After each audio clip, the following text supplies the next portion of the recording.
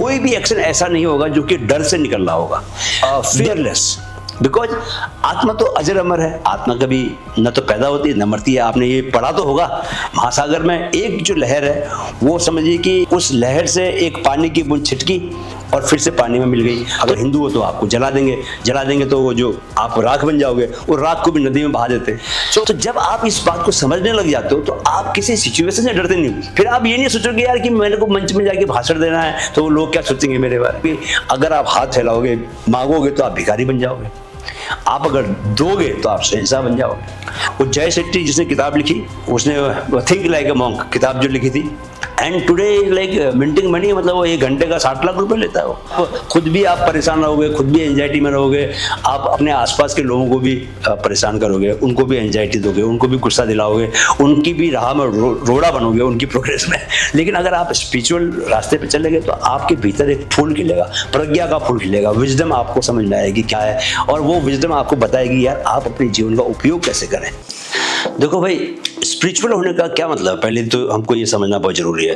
देख, स्पिरिचुअल होने का मतलब है कि आपका मामला स्पिरिट से जुड़ा हुआ, आपके भीतर क्या है, ये हड्डियां हैं, मांस है, खून बहता है, लेकिन कोई चीज है ना, चेतना जिसको बोलते हैं, कि वो चीज की वजह से आपको पता चलता है कि आप में जो प्रज्ञा है, आप जो सोचने समझने की शक्ति है, महसूस करने की जो शक्ति है, वो क्या है, दैट इज योर चेतना। तो चेतना जिसको हम आत्मा भी बोल देते हैं कई अपनी सुविधा के हिसाब से, तो वो स्पिरिट को जान लेना, समझना, ये और फिर उसके अकॉर्डिंग जीना, यही तो अध्यात्म है।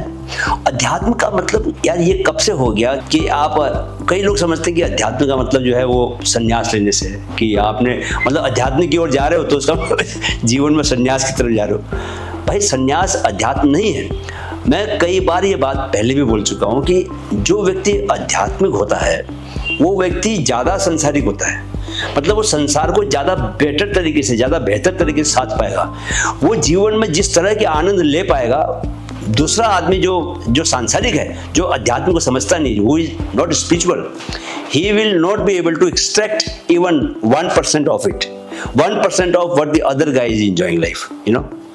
That is the kind of blissfulness. If you want blissfulness in your life, if you want, the ultimate blissfulness which remains with you throughout, मतलब सुबह उठने से लेकर रात के सोने तक आप में एक हमेशा एक ऐसा भाव रहे जो कि जिसको बोलते हैं ना कि आनंद की पराकाष्ठा, तो वैसा भाव आप में तभी आएगा जब आप स्पिरिचुअलिटी को समझोगे, अध्यात्म को जानोगे। और सिर्फ जानने से बात नहीं बनती, बस उसको जीना पड़ता है। जीने का मतलब क्या है कि आपके जो एक्शंस हैं, मोमेंट टू मोमेंट जो आप एक्शन ले रहे हो, कुछ ना कुछ आपका माइंड सोच रहा है ना, कुछ ना कुछ आपका माइंड फैसले ले रहा है, उन फैसलों के हिसाब से आप एक्शन ले रहे हो। वो एक्शन, कोई भी एक्शन ऐसा नहीं होगा जो कि डर से निकल रहा होगा। The spirituality makes you fearless, because आत्मा तो अजर अमर है, आत्मा कभी न तो पैदा होती है न मरती है। आपने ये पढ़ा तो होगा, तो आप इसको जान भी लीजिए कि क्यों ऐसा बोलते हैं कि आत्मा कभी न तो पैदा होती है न मरती है। आप ये समझिए कि आप जन्म से पहले कहाँ थे।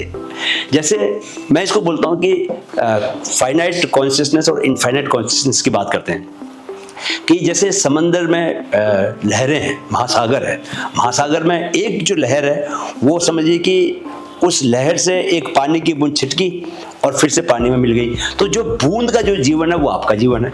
यानी कि आप समझिए कि जैसे ये जो स्पेस है, वो स्पेस को हम एक इनफाइनाइट कॉन्शियसनेस मानते हैं, राइट। उस स्पेस में हमने एक 4 दीवारें बनाई, एक घर बना दिया। तो घर के भीतर जो स्पेस है वो क्या है, वो स्पेस आप बोलेंगे फाइनाइट स्पेस है क्योंकि चारों तरफ दीवारें हैं और ऊपर छत है। तो वो जो स्पेस है, उस स्पेस में और बाहर के स्पेस में कोई फर्क है क्या? जब आप वो दीवारों को हटा दोगे उस मकान की, तो वो स्पेस कहाँ जाएगा? वो आप बोलोगे कि बाहर मिल जाएगा, बाहर के स्पेस में मिल जाएगा, and nobody will even know कि यार यहाँ पर कोई मकान था। सपोज ईंटें सब हटा दो वहां से, आप सब गायब कर दो वहां से, तो किसी को पता भी नहीं चलेगा कि यार यहाँ पर कोई मकान भी खड़ा था। ऐसे ही ह्यूमन बॉडी है, व्हेन यू डाई, तो आपकी बॉडी को अपने अलग अलग जो भी ट्रेडिशन, जिस भी धर्म की हो आप, उसके हिसाब से, अगर हिंदू हो तो आपको जला देंगे तो वो जो आप राख बन जाओगे, वो राख को भी नदी में बहा देते हैं। सो आपकी मूर्ति लग जाएगी, आपकी फोटो लग जाएगी, पता ही नहीं चलेगा, बिकॉज यू विल नॉट, आपको कोई देख नहीं सकता। Nobody can see you walking around in physical body. लेकिन आप थे तो सही, तो कहां चले गए आप, किधर गायब हो गए? सो आप आपकी बॉडी नहीं रही, लेकिन आपकी जो चेतना है वो बेसिकली क्या है कि वो इनफाइनाइट कॉन्शियसनेस में जाके मिल गई है। एक जो लहर की, जो पानी की बूंद जो समंदर से, लहर से टूट के अलग हुई थी, वो वापस से उस लहर में समा गई है, महाचेतना का हिस्सा बन गई है। चेतना जो निकली थी वो महाचेतना का हिस्सा बन गई है। तो जब आप इस बात को समझने लग जाते हो तो आप किसी सिचुएशन से डरते नहीं हो। फिर आप ये नहीं सोचोगे यार कि मेरे को मंच में जाके भाषण देना है तो लोग क्या सोचेंगे मेरे बारे में। हम लोग बहुत ही बुनियादी डर से घिरे रहते हैं। हमको बहुत छोटी छोटी चीजें चाहिए होती हैं, बहुत छोटे छोटे लालच करते हैं, सोचते हैं कि यार ये मिल जाएगा। तो जब आप मिलने के लिए, जब आप पाने के लिए भाग रहे होते हो तो आपका का पूरा जो एटीट्यूड है, आपकी सोच है, वो बहुत लिमिटेड हो जाती है ना। और फिर आप, मतलब मैं इसको कई बार बोलता हूँ कि अगर आप हाथ फैलाओगे, मांगोगे तो आप भिखारी बन जाओगे, आप अगर दोगे तो आप शहंशाह बन जाओगे। और देने को बहुत कुछ होता है बस, जरूरी नहीं है कि आपके पास पैसा ही हो देने को। मन में एक ऐसा भाव होना चाहिए देने का। मैंने ये देखा कई अमीर लोग भी होते हैं जिनका बहुत पैसा होता है, लेकिन आप भाई साहब उनसे अठन्नी खर्च करवा लो। आपके ऑफिस में कलीग्स होंगे, साथ में पढ़ने वाले बच्चे होंगे, अच्छे परिवारों से आते होंगे, लेकिन खर्चा नहीं करते, कंजूस हैं। क्यों? क्योंकि सोच वैसी है। वेयर गरीब घर का भी लड़का होगा तो उसको उस दिल से इतना उदार होगा कि वो जितना कमाता नहीं है उससे ज्यादा खुश होकर आपके ऊपर खर्च करने को तैयार रहता है। ऐसे लोग होते हैं ना। तो क्या है कि ये जो बात है कि अध्यात्म के रास्ते पर जो निकलता है, अध्यात्म का कोई ऐसा कोई अलग से रास्ता नहीं कि जंगल के रास्ते जा रहा होगा और जंगल के रास्ते कहीं दुनिया से अलग। दुनिया के बीच में आप अंदर से चेंज हो जाते हो। अंदर से आपके भीतर जो आपकी सेल्फ टॉक चलती है, आप खुद से जो बातें करते हो, आप जो भरोसा करते हो, सुप्रीम कॉन्शियसनेस के ऊपर भरोसा करते हो। आपको ये लगता है कि यार आप इस संसार में एक ह्यूमन बॉडी और माइंड लेके पैदा हुए, तो आप बेसिकली आपका काम है कि आप लाइफ को एक्सप्रेस करो, डिफरेंट तरीके से आप लाइफ को अभिव्यक्त करोगे। आप एक मीडियम हो। Through you the universe has its own plans, है ना। आपके जरिए कुछ ब्रह्मांड की अपनी योजनाएं हैं जो वो पूरी कर रहा है। तो ये बात जब आप समझ में आएगी आपको, तो फिर ऑटोमेटिकली आपका टेंशन कम हो जाएगा ना, खत्म हो जाएगा। तो अच्छा, इसका ये मतलब नहीं कि भाई आप लाइफ में कुछ मटेरियलिस्टिकली कुछ करोगे नहीं। मैं तो ये देखता हूँ कि अध्यात्म वाले जो इस बातों को समझ जाता है, वो अपनी स्किल्स को डेवलप कर सकता है। वो अपने टाइम को वेस्ट नहीं करता, वो पर्पस देखता अपना, वो कभी रिजल्ट को लेके बहुत परेशान नहीं होता। जब आप रिजल्ट को लेके परेशान नहीं होते, प्रोसेस में अपना ध्यान देते हो, तो ऑटोमेटिकली वो प्रोसेस आपका बहुत अच्छा जाता है। बिकॉज आपका सारा का सारा फोकस किस पर रहता है? प्रोसेस के ऊपर रहता है। ये ऐसा ही है जैसे कि कोई व्यक्ति सफर पर निकले और डेस्टिनेशन के बारे में सोचता रहे। तो अगर डेस्टिनेशन के बारे में सोचता रहे, मंजिलों के बारे में ही परवाह करता रहे, अगर मंजिलों की ही परवाह करता रहे, तो फिर वो सफर का आनंद नहीं लेगा। और जीवन अल्टीमेटली क्या है? सच्चित आनंद। अध्यात्म के रास्ते पर जब आप जाओगे तो आपको ये सच्चित आनंद बार बार सुनने को मिलेगा। वेदांत में इसको कहा जाता है कि आदमी का जो स्वभाव है वो सच्चित आनंद का है, यानी कि वो स्थायी है और वो हमेशा आनंद में रहने वाला है। तो इस आनंद को पाने के लिए आपको करना क्या है कि आपको अपने जितने भी बीच में अवरोध आ रहे हैं, अवरोध क्या आते हैं? आपके थॉट्स, आपके बिलीव्स, जो भी आपने बिलीव्स अपने भीतर पाल लिए हैं।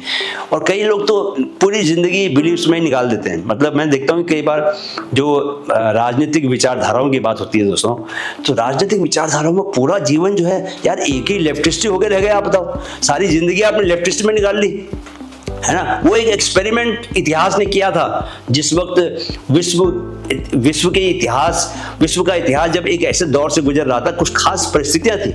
उन परिस्थितियों में एक धारा बन गई, है ना, लेफ्टिस्ट धारा बनी, राइटिस्ट धारा बनी। वो इतिहास में जाके आपको ज्यादा बारीकी से आप समझ में आएगा आपको। लेकिन मैं ये कह रहा हूँ कि आपकी जिंदगी सिर्फ लेफ्टिस्ट होने के लिए थी क्या? आपकी जिंदगी क्या राइटिस्ट होने के लिए है?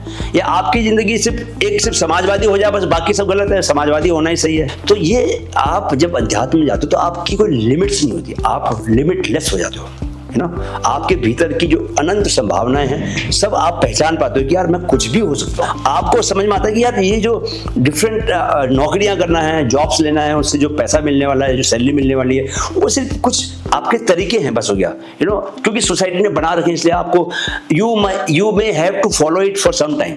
लेकिन जरूरी नहीं कि आप उसको हमेशा ही फॉलो करो। हो सकता है कि कुछ समय नौकरी करके छोड़ दो। बहुत लोग हैं ऐसे जिन्होंने अपनी दुनिया में अपने अस्तित्व को बचाने के लिए, अपनी को फिजिकली बचाने के लिए, रोटी कपड़ा मकान के लिए काम किया, लेकिन द डे दे रियलाइज किया हो गया, पूरा हो गया, अब जरूरत नहीं है, छोड़ दिया, है ना। क्योंकि ये नहीं कि आप अपनी उन चीजों को ही सब कुछ मान लिया, मतलब आप पूरी जिंदगी बस पैसा कमाने के लिए, भाई इतना तो you should be smart enough to understand कि यार आपके नीड क्या है और उसके अकॉर्डिंगली आप ऐसा सोर्स बना लो जहां से पैसा आता रहे। You should be smart enough to understand this कि यार आपकी रिक्वायरमेंट, भाई इस दुनिया में सस्टेन करना तो आपको घर चाहिए, आपको जो बेसिक व्हाटएवर बेसिक रिक्वायरमेंट जो है उतना तो आपको निकाल लेना चाहिए ना, उतना पैसा तो आप कमा ही सकते हैं। मैं तो कह रहा हूँ कि जो स्पिरिचुअल बंदा होता है वो हमेशा वो न सिर्फ खुद अपने लिए कमाएगा, अपने परिवार के लिए कमाएगा, बल्कि वो सोसाइटी के लिए भी कमा के देगा, क्योंकि उसका कनेक्शन यूनिवर्स के साथ हो जाता है। और यूनिवर्स हजारों रास्ते, वो अनलिमिटेड है, देयर इज नो लिमिट।